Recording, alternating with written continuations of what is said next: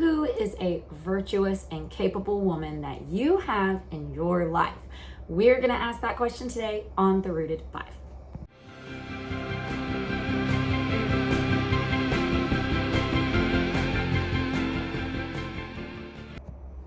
Okay, this is our last week of our summer series of The Rooted 5. This is week 7, day 5, and we are still in the book of Proverbs. We are in that very last chapter, Proverbs 31. But first, let's say our memory verse, Proverbs 17, verse 24. Sensible people keep their eyes glued on wisdom, but a fool's eyes wanders to the ends of the earth.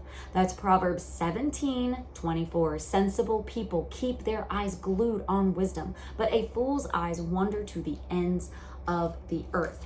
Now, we are reading this last chapter. It's kind of a unique chapter in the book of Proverbs. It's Proverbs 31. A lot of famous verses come from this because it's describing the virtuous woman.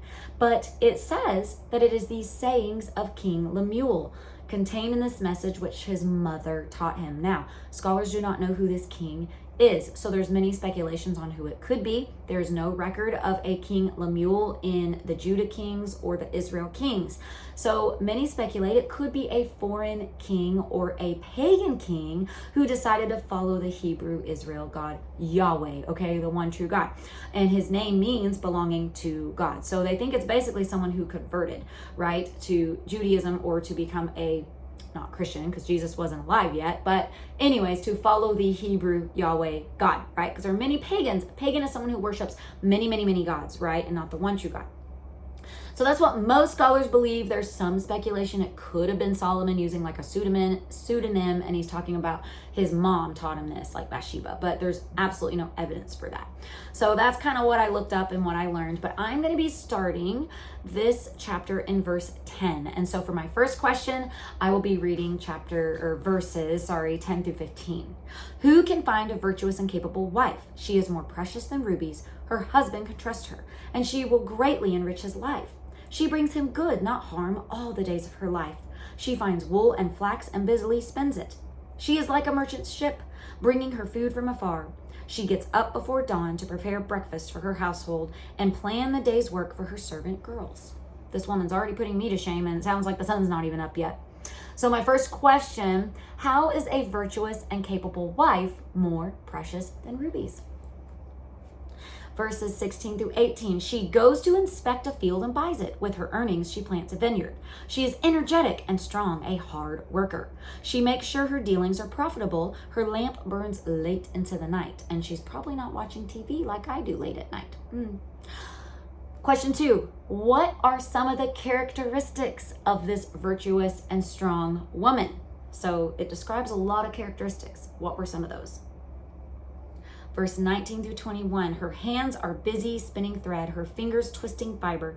She extends a helping hand to the poor and opens her arms to the needy. She has no fear of winter for her household, for everyone has warm clothes. So my third question, why is this woman not afraid of the winter? Verse 22 through 27, she makes her own bedspreads. She dresses in fine linen and purple gowns. Her husband is well known at the city gates, where she sits with the other civic leaders. She makes belted linen garments and sashes to sell to the merchants. She is clothed with strength and dignity, and she laughs without fear of the future. When she speaks, her words are wise, and she gives instructions with kindness. She carefully watches everything in her household and suffers nothing from laziness.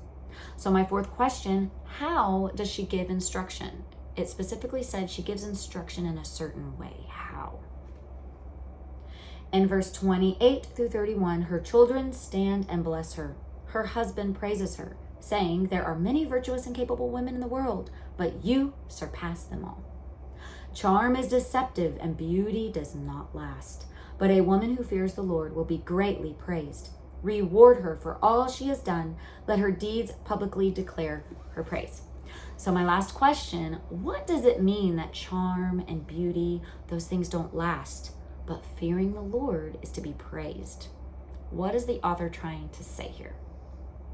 So for my deeper dive, I want you kiddos to think of a wonderful woman in your life that is very similar to the Proverbs 31 woman. Okay, this might be your mom or a grandmother. It could be a beloved sister or friend. So think of a woman in your life that is similar to this Proverbs 31 woman. And I hope you're able to tell her how wonderful she is, or discuss these traits with your family.